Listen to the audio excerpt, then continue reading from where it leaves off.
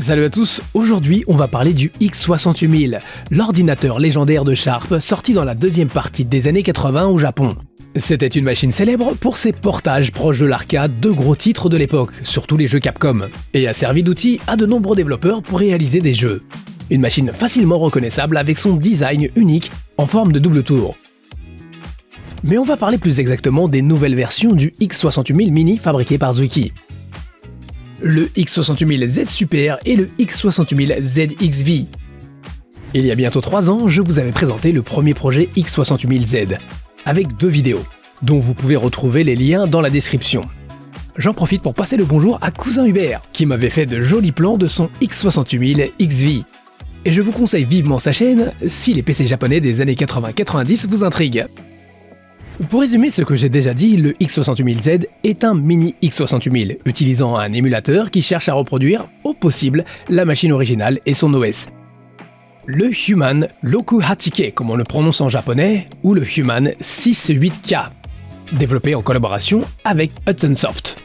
Je rappelle aussi que Zwiki fabrique entre autres des SoC, ou System on Chip, qui sont l'équivalent de mini cartes mères, incluant CPU, GPU, mémoire et connecteurs comme les ports USB. L'objectif principal est de rendre les appareils beaucoup plus petits et moins gourmands en énergie. Les SoC de Zwiki sont utilisés par exemple dans les Mega Drive Mini, PC Engine Mini, Astro City Mini ou même les Grid 2 Mini. Il y a 3 ans déjà, le projet X68000Z s'est concrétisé par un crowdfunding qui a cartonné. Il a tellement bien marché qu'ils ont eu les fonds nécessaires pour produire la machine bien sûr, et même de la produire pour qu'elle soit vendue dans les magasins au Japon. J'en avais d'ailleurs profité pour la filmer dans un grand magasin d'électroménager japonais. Il existait même un set contenant le X68000Z version noire, un clavier, une souris, un moniteur et une manette calés sur les modèles de l'époque. Ainsi que la Game Collection Volume 1 contenant 6 jeux sous forme de carte SD. Le set n'était pas donné, mais vraiment cela donnait envie. Depuis, plusieurs titres sont sortis pour cette machine, souvent sous forme de collection, contenant 2 à 4 jeux. Et pour avril prochain, BIP va même sortir une compilation de Is 1, 2 et 3 pour X68000Z. Vu le succès et pour faire suite aux nombreuses demandes des fans, Zwiki a décidé de lancer un autre projet pour réaliser 2 autres modèles de X68000 Mini. Le Z Super et le ZXV. J'ai eu l'occasion de voir ces 2 modèles, et surtout de poser des questions aux membres de l'équipe de développement lors du Tokyo Game Show de 2025. Tout d'abord, laissez-moi vous expliquer brièvement quelles sont les différences entre le premier X68000 sorti en 1987 et les modèles X68000 Super et X68000XV, tous deux sortis en 1991 avec quelques mois d'intervalle. Le modèle Super contient de base 2 fois plus de RAM.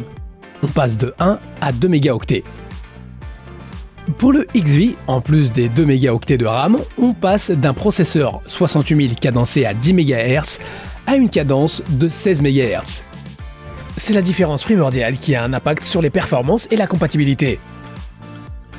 Comparons désormais la différence entre le premier X68000Z et la version Z Super. La première différence flagrante est la taille. Le Super Z est bien plus grand, dû à l'ajout de nouvelles connectiques. À l'arrière, on remarque l'ajout de 3 ports MIDI, qui, sur le X68000 original, permettait par exemple de le relier à des modules sonores externes comme le Roland MT32, afin de jouer avec différentes sonorités pour les jeux compatibles. L'ajout d'un port SCSI, ou SCSI Port en japonais, qui permet par exemple d'ajouter un disque dur.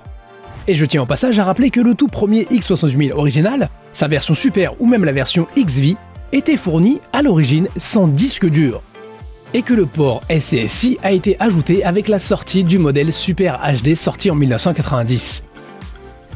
Le Z Super a aussi un slot permettant d'ajouter une carte Nano ITX, vendue séparément, ou d'acheter notre propre carte afin d'avoir un dual boot X68000 ou Windows. De plus, on peut noter l'ajout d'un port D-Sub 9 pins, permettant de brancher des manettes X68000 originales, comme par exemple le Cyberstick de Microsoft. Oui, le fameux port qui existait déjà sur l'Atari 2600 sorti en 1977. Et fut utilisé pour les ports manettes de la plupart des ordis de l'époque, et même la Master System ou la Mega Drive. Parlons maintenant du modèle X68000ZXV. Ce modèle propose la même chose que le Z Super, mais il possède une carte mère plus performante. Comme sur les machines originales, cela permettra plus de confort pour les jeux qui nécessitent un processeur 68000 cadencé à 16 MHz. Pour ceux qui s'y connaissent en x68000, vous savez qu'il peut y avoir des différences sonores en fonction des modèles.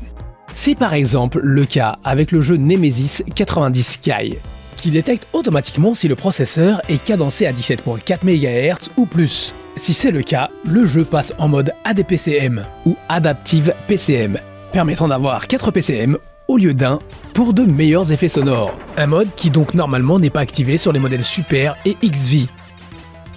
Mais on m'a expliqué qu'ils ont revu le jeu pour contourner cette contrainte, permettant d'avoir l'ADPCM quel que soit le modèle x68000Z.